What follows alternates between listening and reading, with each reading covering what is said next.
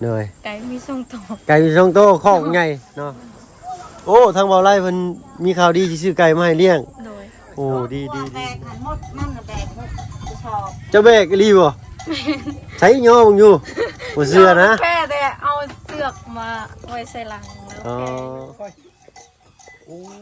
เอาพี่น้องเนาะมาฮอดจอดถึงเลยเด้อเซโปนเมืองเมืองเซโปนแขวงสะวรรณเขตพี่น้อยเนาะมาฮอดจอดถึงกับคลื่นทะเลว่าซั่นซะมาฮอดก็มีหยังเด้นี่เอ้าตู้เย็นพุ่นบ่นี่เนาะ สบายดีเจ้าเนาะโอ้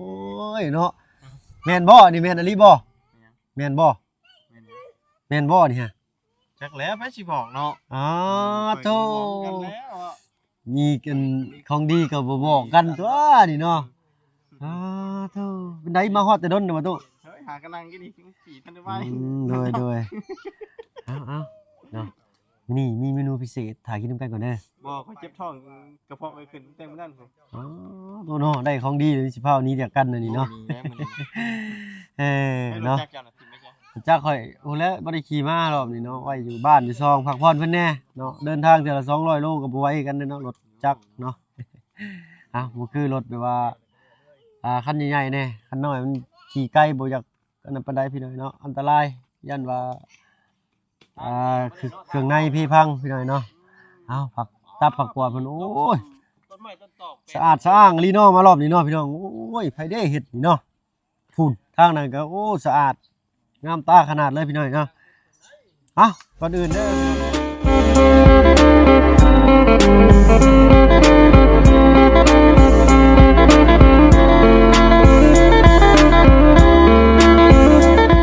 กราบทักทายเนาะกราบทักทายสบายดีผู้ใหญ่ใจดีและ FC เบิดทุกท่านที่เข้ามาหาชมช่อง YouTube เอาเพิ่งเคยหลายคือเก่าบ่ว่าฝั่งไทยฝั่งลาวแล้วก็ทั้งฝั่งต่างประเทศก็ยินดีต้อนรับเข้าสู่ช่อง YouTube เอาเพิ่งเด้อพี่น้องเด้อเนาะมามื้อนี้เนาะมาฮอดบ้านซองของน้องหัวเพิ่นพี่น้อยเนาะล่ำแลเบิ่งเฮือนซ่านบ้านซองน้องเพิ่นนี่ก็ถ้าว่าทั้งพี่ใจดีเพิ่นพี่ทวีเนาะพี่ทวีประหยัดเนาะทางฝั่งไทยพุ่นล่ะพี่น้อยเนาะเพิ่นล่ำแลเบิ่งแล้วเฮือนซ่านบ้านซองน้องเพิ่นนี่ก็พื้นฐานโครงสร้างก็คือว่าแน่นหนาดีเนาะถ้าว่ามีติดไม้เชื้อราใส่หน้าต่าง1 2เนาะโอ้3 4ปล่องนี่คือสิคักอยู่ได้พี่น้อยเนาะเอาเนาะรุ่นเบิ่งกันอีกพี่น้อยเนาะใส่หน้าต่างนี่ไม้เนาะเนาะให้ทางลุงเพิ่นเพิ่นโอ้ลมกับทางน้องเพิ่นจักหน่อยก่อนพี่น้อยเนาะจึงสิเข้าไปหาทางน้องหัวเพิ่นเนาะบ่ได้พ้อกันก็โอ้ยหลายฟ้าหลายมื้อได้พี่น้อยเนาะตั้งแต่ฝนตกจนฝนตกเช้าจนฝนเช้าตกแล้วจังพากันขึ้นมาอีกเนาะเพราะว่าอยู่บ้านช่องก็ครอบครัวเพื่อนซ่านก็ยากแน่พี่น้อยเนาะเทพื้นน้ำแน่ทางบ่เพิ่งเคยลาก็ได้เนาะลูกเป็นไข้น้ำแน่เนาะก็เลยขึ้นมาลาซ่าแน่พี่น้อยเนาะกราบขอโทษขออภัยนำหลายๆเด้อพี่น้องเด้อเนาะพ้องคอยถ่ายจักหน่อยพี่น้อยเนาะให้ทางน้องหัวเพิ่นโอ้ลมกับทางลุงเพิ่นเป็นร้อยก่อนเนาะพี่น้องเนาะมาพบกันกับทางน้องหัวเพิ่นเนาะไผอันนี้น้องละเอ้ยบ่สบายดีเด้อ สบายดี เด้อเนาะโอ้เพิ่นมาแต่ สบายดี เด้อเพิ่นมาแต่เวียงบ่เนาะขออนุญาตปิดไมค์แน่เนาะเป็นจังได๋บ่ได้พบกันแต่จักมื้อเลยนี่เนาะคือว่าอันแปลกหูแปลกตาแท้มาบัดนี้แป้นเติดบ่น้องหัวจะได้ไผอันพาเฮ็ดอันนี้น่ะ น้องเจ้าเฮ็ดเองบ่คนสาวตกก็เลยเห็น ตอนเป็นฝนตกมันเปียกมันยังทางยากอยู่เนาะแม่น ใช้อันนี้มีข่าวดียังอันมาเพิ่มเติมอีกบ่ ทางอันนี้ทางทีมงานเฮามาแจ้งข่าวดีเพิ่มอีกบ่เนาะได้ค่ะ แจกขนมลูกๆหลานๆเพิ่นไปเนาะบ่ต้องห่วงมีทางทีมงานมาแจ้งข่าวดีอยู่บ่ยังเนาะโดยเนาะก็มีแต่น่าสิเป็นมื้ออื่นนี่ก็3:00 นแล้วเนาะทางผู้อ้ายก็สิเป็นมื้ออื่นก็แล้วกันสิได้สั่งข้าวสั่งของเขามาให้เด้อเนาะข้างหลังพากันเฮ็ดพี่ช้างอันนั้นเห็ดกอกไก่เฮ็ดข้าวไก่ใช้ไปพาอ้ายย่างไปเบิ่งอยู่หั่นเนาะมีหยังแปลกหูแปลกตาแน่มื้อนี้เนาะอยู่ทางบ้านช่องของน้องหัวเด้อพี่น้องเด้อเนาะทักทายสบายดีเบิดสุผู้สุคนกันแล้วกันพี่น้องเนาะ โอ้ไผพาเฮ็ดอันนี้คือคักได้อันนี้ ลุงกับนาบาว ลุงกับน้าบ่าว โดย โอ้ไม่เอาไม่ ต้นไก่เอา เอาไม่มาแต่ใส่นี่ ไม่ใจ ไม่ในเฮือนนี่เนาะไก่กาจะมีจักโตมีลายอยู่บ่เนาะไก่กาหน้าน้ำจะมีลายอยู่บ่พวกเป็ดพวกไก่หั่นนะ ไก่ เหนื่อย ไก่มีส่งต่อ ไก่มีช่องโตคอกใหญ่เนาะโอ้ยมีคอกก็ดีกว่าบ่มีได้พี่น้อยเนาะ ที่ซื้อไก่ โอ้ทางเบาไร่เพิ่นมีข่าวดีสิซื้อไก่มาให้เลี้ยง โดย โอ้ดีพี่น้องเนาะเพราะว่าบ้านชอบเพิ่น จาก เด้ ฝั่ง อ ไทยเราโอนเงินมาให้เลี้ยงไก่ ดีพี่น้อยเนาะเป็นไก่ไข่บ่หรือว่าไก่พันธุ์บ้านไก่บ้านเฮา จำไม่ถูก เนาะไก่ยังก็เลี้ยงเนาะ อะไรที่ซื้อ เด้อถ้าว่าเป็นไก่ไข่ก็ดีเด้อพี่น้อยเนาะเฮาสิสามารถเก็บไข่กินตลอดเลยเนาะเมื่อก่อนแม่อ้ายอยู่บ้านเพิ่นก็เลี้ยงไก่เนาะตื่นเช้ามานี่โอ้ยไข่นี่ไปย่างเก็บเอาโลดยันแตะเหยียบเนาะในคอกในหยังหั่นนะเนาะโอ้เฮ็ดจักมื้อเลยน้องหัวนี่2 มื้อเลยเนาะต้องบักผักเพิ่นก็เนาะเอาก็ถือว่าแข็งแรงเนาะแน่นนะ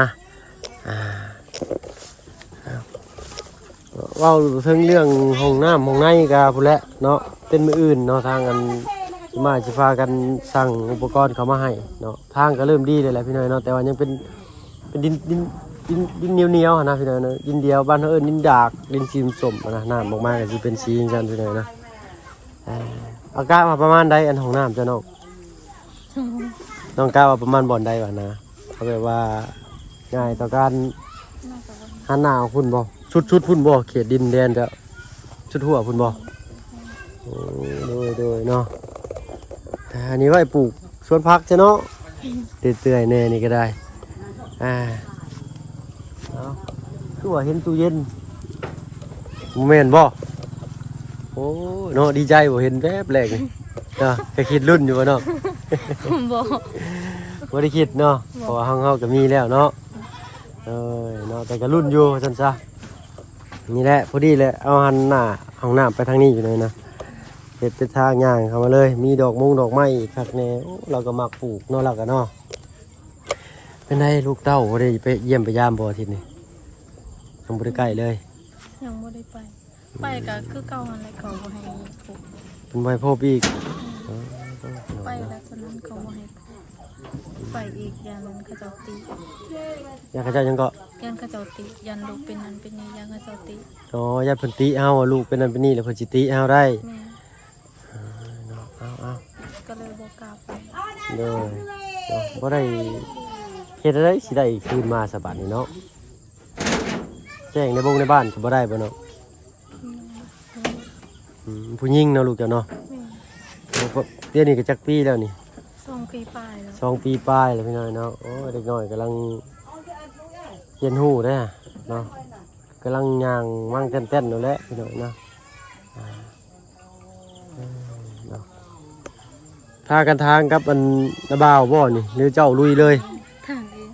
มีแต่อายขึ้นไป เพลตัดจริงนั่นออกให้เนาะโอ้มันจะสูงเกินได้ต้นใหม่เนาะญาติได้นี่ต้นยังเพิ่นเอิ้นบ้านเจ้าน้องนี่บ่ฮู้เอิ้นบ่ฮู้ชื่อเอิ้นคือกันเนาะ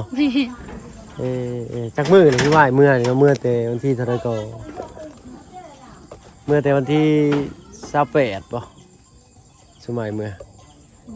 เป็นบ่จื้อเนาะเนาะโอ้ยข้าวใหม่เอามือกินเนาะนิ่มคักหอมคักหน่อยเนาะขอบมุกขอบใจหลายๆเนาะพากันหนึ่งว่าซั่นเนาะแบ่งปันกันเอาอันนั้นได้ซั่น มันก็เขา เขาซื้อบ่ตัวน่ะ บ่เขาหูดเขาลุงแล้วเขาตัวเอง เพิ่นฮูดเข้ามาได้เนาะเพิ่นฮูดมาก็เลยอัน หากันแล้วหูดเมื่อวาน แล้วเบิดเลย แม่นแล้วมื้อนี้ก็มาคนเขาแต่ให้เบ เห ก นื่อยใกล้บ่ให้เจ้า ไก่กามเส ถามซิ แม่ โอ้ยอย่ามีโอกาสได้ไปจักเทื่อหนึงเด้พี่น้องเนาะมีปลูกหมักตรงหมักแตงให้อยู่บ่ พ่อ มีแต่ปลูกข้าวอย่างเดียว แม่น มันกับบริเฮ็ดโดยเนาะมื้อนี้มีทั้งภายในเข้ามาทั้งน้องหัว มีแต่พวกอันนี้ล่ะแล้วเบาบุญบันปลาแล้วก็ลุงเฮิม โอ้โดยฮู้จักชื่อทีมงานเบิดเลยบ่ฮู้จักเบิดทุกคนเลยบ่เห็นเบิดทุกคนเลยบ่เนาะเว้ากันอมๆว่าโอ้ยเจ้าชื่อหยังว่าซะเอาอีกแล้วพี่น้อยเนาะ เนาะเอ้าหัวผู้ใดนี่บาดนี่โปงเลงมาแล้ว เนาะใครดอกงัวบ้านเพิ่นสิพี่ตัวใหญ่ตัวอ้วนพี่น้อยเนาะเพราะว่ามีหญ้ากินตลอดปีเนาะงัวบ้านเพิ่นสิบ่ซนเข้าเลยพี่น้อยเนาะผูกคออย่างเดียวแต่ทางงัวบ้านเฮานี่เพิ่นสิซนเข้าได้เพราะมันสิดื้อเฮาเฮ็ดสิมันสิดื้อมันสิถอนรักเก่งพอบ่มีแนวเฮ็ดหรือว่าให้เพิ่นเจ็บเนาะเพิ่นจะคือเจาะจมูกอะไรพี่น้อยเนาะบ้านเฮาสิเอิ้นซนเข้าซั่นซะเนาะโอ้ตัวน่ะใหญ่คักอีหลีน่ะเนาะลึงๆอยู่เจ้าบ่มีบ่จ้ะบ่มีงัวเนาะใช้อันทางน้องชายก็คือบ่เห็นจักเทื่อ ไปดินแล้วบ่ เพิ่น ก บ่ ล้า ได้ดูว่าอ๋อเพิ่นเอ้ายังอันนั้น เอาขึ้นเขา อ๋อเพิ่นเอาเข้าขึ้นไว้ได้จักสอบน้องได้จักสอบมื้อนี้นั่นปีนี้ 6 ศอก ปีนี้6สอบอ๋อสุบายมานั่งกินนี่ก็เบิดเลย2สอบเหลืออยู่4สอบบัดนี้เนาะแล้วกันพี่น้องโอ้ยเฮ็ดได้บาทนี่เอาทาง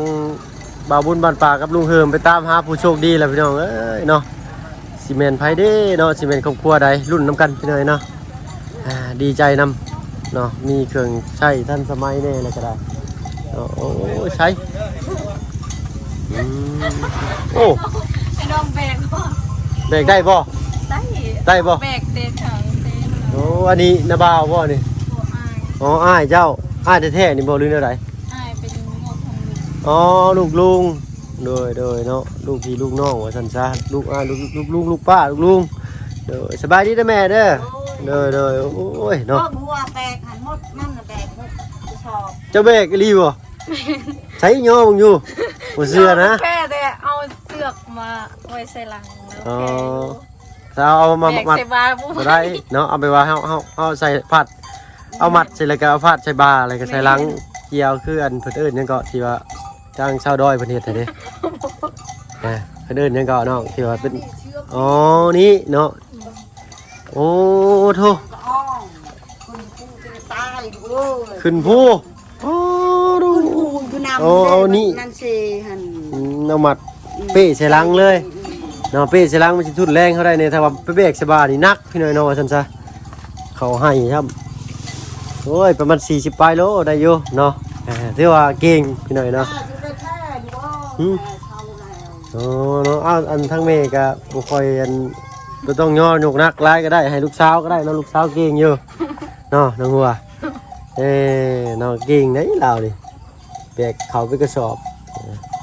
ธรรมดาแหละพี่น้อยเนาะเพราะว่าเพื่อนเพิ่นนี่ผู้ชายก็มีแต่น้องทุกปีน้องจ้ะเนาะ 10 ปี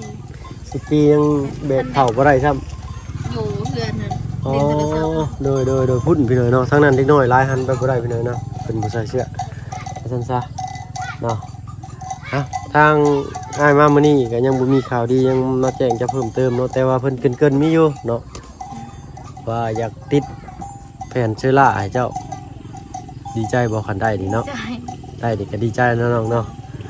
แต่ว่าก็ฟังเบิ่งแหละเนาะทางพี่เพิ่นก็ให้สอบถามมาเบิ่งก่อนพี่น้องเนาะเราคุ้มราคาเนาะไมเชื้อรากับแผ่นหนึ่ง180 บาทเนาะ180 บาทก็จักสิจักแผ่นเด้อตัวนี้เด้อพี่น้องเนาะผู้ที่ชุดพุดเพิ่นกันประมาณ5-60ก็สิพออยู่บ่เนาะถ้าเราใส่หน้าต่างนี่1หน้าต่างฝั่งนี้อีก1เนาะเป็น2แล้วฝั่งนั้นใส่อีก2เป็น4นี่ก็สิประหยัดไม้เชื้อราลงอีกจักหน่อยหนึงเนาะใส่นี้บ่ใส่นี้ใส่หั่นใส่นี้ใส่หั่นถ้าเป็น4นี่น่าสินั่นอยู่เนาะแล้วก็4วงเพิ่นว่าเนาะถ้าได้ไม้เชื้อรานี่ก็สาธุพี่น้อยเนาะอยากให้น้องเพิ่นได้อยู่เนาะเพราะว่านี่ก็เป็นสังกะสีเวลาลมมามันบ่ดังบ่เนาะ มันก็ดังอยู่เนาะฝนสาดฝนยังบ่เปียกบ่อยู่ใน เปียก เปียกอยู่บ่นอนนี่มีจักบ่อนเดียวนี่บ่ที่ว่าอ้ายขึ้นไปมื้อน่ะ ทรงบน บ่อนนี้ก็บ่อนหนึงก็บ่อนพุ่นบ่อนหนึงนอนแล้วก็เก็บเนาะพี่น้องเนาะมามื้อนี้ก็ตามกกตามเคยพี่น้อยเนาะเป้าแล่นขึ้นมาหาทางพี่แหละเวียกงานอยู่ทางเซโปนเป็นมื้ออื่นก็แล้วกันสิได้สั่งอุปกรณ์เฮ็ดห้องน้ำหรือว่าห้องสุขาเนาะทั้งง่ายก็มีสมทบเฮ็ดห้องน้ำเจ้าอยู่ 3,000 บาทเลยเนาะเด้อก็เป็นเงินกีบก็ที่ให้มาแจ้งจะรอบนั้นนั่นแหละเนาะ เพราะว่ารอบนั้นทางพีทวีคือเก่าเนาะทางพีทวีประหยัดสื่อเพิ่นเนาะเพิ่นอยู่ฝั่งไทยเพิ่นเบิ่งคลิปน้องอยู่เนาะติดตามอยู่โอ้ยเพิ่นว่าผู้ใดได้ทางอันตามเคยสิขึ้นมาหาทางน้องหัวเพิ่นว่าเนาะพอมีคนมาติดตามมาเฝ้าเบิ่งเฮาชีวิตทางสิดีใจบ่ ดีใจ ดีใจเนาะ โดย ทั้งที่เฮาบ่เคยเห็นหน้าเพิ่นเนาะเพิ่นน่ะเคยเห็นเฮาในที่ในโทรศัพท์เนาะเพิ่นก็สดสวยเจ้ามาเนาะน้องเนาะรอบก่อนก็เป็นทางน้องหัว 1,000 บาททางน้องซ้อน 1,000 บาทเนาะเพิ่นได้มอบให้แต่ก็เหลือ 3,000 ให้ทางบ่เพิ่งไว้สมทบเฮ็ดห้องน้ำห้องในเนาะที่เงินกีบก็ประมาณล้าน9แสนพี่น้องเนาะ1ล้าน9แสนกีบเด้อพี่น้องเด้อเนาะถ้าว่าเลทเงินขึ้นแน่ก็สิ9แสนปลายล้าน9แสนปลายเนาะแต่ว่ามันมาเป็นเงินกีบแล้วมันก็แลกเป็นเงินบาทก็บ่ได้พี่น้องนะซื้อคืนน่ะแพงขนาดนั้นเงินบาทกับเงินกีบนี่เนาะซุมื้อนี้ก็ยากเพิ่นอยากสดจากสวยมากก็ได้เนาะบ่มีบัญชีครับให้เพิ่นนะเนาะเพราะว่าช่วงนี้ธนาคารมันวุ่นอยู่ฝั่งไทยเนาะเพราะว่ามีบัญชีหน้าม้าหลายเพิ่นเนาะทางธนาคารเพิ่นก็เลยอายัดไว้ก่อนเนาะระงับไว้ใช้ชั่วคราวแล้วก็ให้มายืนยันตัวตนใหม่ว่าซั่นซะเนาะทางเฮาก็ลำบากเลยบัดนี้พี่น้องเนาะ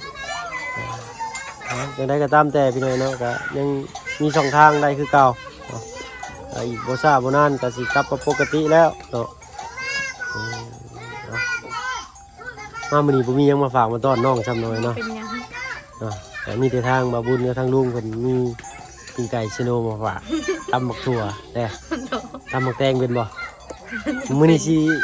ลองชิมฝีมือเจ้าได้มื้อนี้ได้เนาะตำบ่แม่นสิตำโคกแตกบ่แม่นเด้เนาะถ้าว่าให้ทางลุงตำนี่แตกแน่นอนโคกเจ้ามีชามใบก็แตกบ่ชามเซาะใส่เราก็เนาะแต่ว่ายิ้มแย้มแจ่มใสคือเก่าอารมณ์ดีบ่เปลี่ยนเนาะแต่มือแรกที่เห็นก็ยังเคยหน้าอยู่เนาะน้องเนาะคือมือนี่ยังเคยหน้าอยู่บ่เนาะเอากะสีน้อยหนึงพี่น้อยเนาะเพิ่นก็จักสิโอ้ลมยังกับเฮามันก็มีแต่ท่ารอเบิ่งพี่น้อยเนาะอัปเดตบ้านช่องน้องเพิ่นเนาะว่าสิเป็นไปในทิศทางใดเนาะห้องน้ำห้องในข้อไก่ข้อก้าก็เริ่มมาแล้วพี่น้อยเนาะทางบ่อไร่มีไก่เนาะ โดย ก่อนเพิ่นสิลงเมื่อบ่เพิ่นแจ้งเจ้า แม่ โอ้ ต้องเพิ่นยอมกันมาเพิ่นอายอยู่ฟังไทยเพิ่นฝากมาให้บ่อะไรถามว่าสิเลี้ยงไก่บ่ โอ้โดย เราก็ว่า เนาะ เลี้ยงละบ่อะไรให้เฮ็ดโค โอ้เพิ่นให้เฮ็ดข้อโอ้มาบ่ทันเนาะ แล้วก็จึงสิซื้อไก่มา โน้โดยสังกะสีได้ซั่นเนาะ สังกะสีบ่อะไรก็ซื้อมา โอ้ทางบ่อไร่เพิ่นสิสั่งเขามาให้เนาะเพิ่นกำลังเดินทางขึ้นมาบ่อไร่ก็ได้เนาะบ่แม่นมาแล้วบ่พุ่นบ่แม่นเนาะทางบ่อไร่เพิ่นมานำหลังพี่น้อยเนาะว่าซั่นซะทางบ่อพึ่งก็ขึ้นมาวันที่3พี่น้อยเนาะจักคือวันที่เท่าใดเมื่อเนาะก็เป็นวันเกิดน้องอินเตอร์มื้อวันที่6นี่ก็ได้เนาะเนาะให้ไปเดย์ป่ะเมื่อทันพี่น้อยเนาะวันเกิดลูกสาวคนแรกครับเนาะเมื่อวานนี่ก็ทั้งง่ายเทพื้นนั้นปูนกัดโอ้โหมือแข่งขาหมุนมัดเลยเมื่อวานนี่ก็เนาะเฮ็ดเองพี่น้อยเนาะเงินบ่หลายก็ต้องบ่ได้จ้างช่างถ้าเงินหลายก็จ้างช่างเฮ็ดให้อันนี้เงินทางบ่หลายเฮาพอแต่เฮ็ดได้เฮาก็เฮ็ดเอาหั่นนะเนาะก็ซั่นสิให้ทางลุงจันทร์แล้วก็ทางเบาบุญสารวัตรเข้ามาโอ้ลมน้องๆตื่นอีกเด้อเนาะว่าเพิ่นสิมีข่าวดีหยังบ่เนาะทั้งหมดทั้งมวลนี่ก็เป็นทางที่ทวีเนาะเมื่อก่อนนะทางบ่ฝึกเอิ้นเป็นพี่ทวีพี่น้อยเนาะขอโทษขออภัยไม่หลายพี่ทวีคือเก่าคือเดิมเนาะและจังได๋ก็เฮือนซ่านก็เบิ่งกันตื่มไปอีกพี่น้อยเนาะว่าสิมีหยังเพิ่มเติมสิได้ไม้พาสลาบ่ก็ลุ้นไปนำกันพี่น้อยเนาะถ้าว่าได้ไม้สลานี่มักสิหยังน้องเฮือนจ้ะ สิหยังก็ได้ สิหยังก็ได้บ่ในใจเลยแบบว่าให้จะเลือกแบบมักสิหยังอ่ะนะหรือว่าให้พ่อลุงยำซีเลือกให้ ให้พอลูก FC เลือกให้ เด้อเนาะจะเกิดวันหยังอ่ะ มันประหัส มันประหัสคือกันกับอ้ายเลยเนาะ มัน ทาง ประ บ่ หัสเดือน4 ทางบ่ประหัส 2000เท่าไหร่ 2007 2007 2007 เกิดเดือน เดือน4โอ้เดือน4วันที่เท่าไหร่ครับ 4วันที่6 โอ้วันที่6ก็เกิดพร้อมกันกับวันที่เดียวกับทางลูกบ่เพิ่นเลยพี่น้องเนาะที่6คือกันในอินเตอร์ก็ได้เนาะวันที่6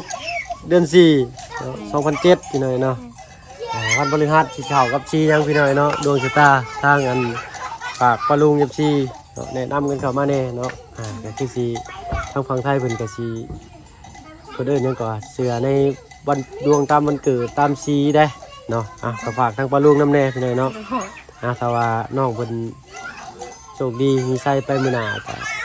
มีวาสนาได้แม่ชลาก็อยากได้สียังหาทางน้องเพิ่นก็บ่ขอเป็นตัวเลือกเนาะให้ปะลุงเลือกให้เนาะ โดย เอ้าก็มีแต่สิขอตัวลำลาก่อนทางไหนก็ได้เนาะ โดย มีแต่ให้ทางลุงกับทางว่าบุญพลวันเพิ่นเข้ามาเพิ่มเติมอีกเนาะมื้อนี้ทางอ้ายไปแล้วเนาะสบายดีเด้อเนาะเขามาระเบิดนั่นล่ะเนาะพี่น้อยเนาะก็ถือว่ายังคือเก่าเนาะปาจาท่าทางมีสายเฮายิ้มเพิ่นเนาะแต่ว่ามารอบนี้สะอาดหูสะอาดตาหลายเนาะนี่แหละเลือดแต่คอนไม้จะคอนไม้ผู้ใดเพิ่นก็บ่กล้าทิ่มเนาะแต่ดินมันก็กว้างอยู่ได้พี่น้อยเนาะแต่ว่าเสียอย่างหนึงเนาะเสียอันเป็นอันสโลปลงมานี่เนาะมีแต่สิได้ดินแบบ2ชั้นเนาะถ้าว่าปลายฝั่งหน้าน้องเพิ่นมีเงินมีคำก็ดันลงมาทางนี้นะก็สิเป็นอีกชั้นหนึงเนาะทางที่ดีหาดินมาสาเขานี่สิได้เป็นแบบเพียงตะมอมเลยอันนี้เนาะก็สุดแล้วแต่ภายภาคหน้าน้องเพิ่นสิดำเนินชีวิตไปในทางใดก็สุดแล้วแต่น้องเพิ่นเนาะเฮาก็ซอยตามปัจจัยทั้งผู้ใหญ่ใจดีเพิ่นเนาะได้มอบหมายในหน้าที่ให้เฮาเข้ามาเฮาก็ดีอกดีใจที่ได้เป็นสะพานบุญให้เด้อเนาะทางผู้ใหญ่ใจดีเบิดทุกท่านที่เข้ามาชมช่อง YouTube บ่าวเพิ่นก็เช่นกันพี่น้อยเนาะอยู่ดีมีแฮงเนาะทางบ่าวเพิ่นก็สิขอตัวลำลาแล้วคลิปนี้เนาะพอๆคลิปหน้าก็แล้วกันพี่น้อยเนาะแล้วก็มาฮอดก็ถึงเซฟโฟนเด้อพี่น้องเด้อเนาะไปห้องหมอโรงพยาบาลแม่น้องวีเพิ่นก็อ้วนขึ้นพี่น้อยเนาะมีศีลมีหนังว่าซั่นซะหน้ามนต์มีลุยอยู่เนาะยิ้มแย้มแจ่มใสแววตาก็แบบสว่างขึ้นมาแล้วเนาะเว้ากันหลายอย่ากันห่างพี่น้อยเนาะสำหรับที่นี่ถ้าบ่เพิ่นเคยล่ะก็สิขอตัวลาลงแล้วพี่น้อยเนาะ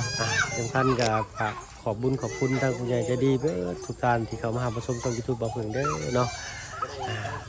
ที่สำคัญก็ให้อายุมันพันยืนเนาะสุขภาพร่างกายแข็งแรงตลอดปีตลอดไปเบิดทุกคนเนาะขอบคุณทางพี่ทวีเนาะประหยัดที่ให้ทางบ่าวเพิ่นเป็นสะพานบุญให้เนาะขอบใจหลายๆเนาะสำหรับที่นี่ขอตัวลาลงแล้วพี่น้อยเนาะเอาเป็นว่าสบายดีจ้ะเนาะแดดส่องตาพี่น้อยเนาะมื้นร้ายก็บ่ได้ ผมเป็นบ่าวเพิ่งหน้าย่อได้พี่น้อยเนาะย่อแต่เก้าว่าซั่นซะสบายดีจ้ะ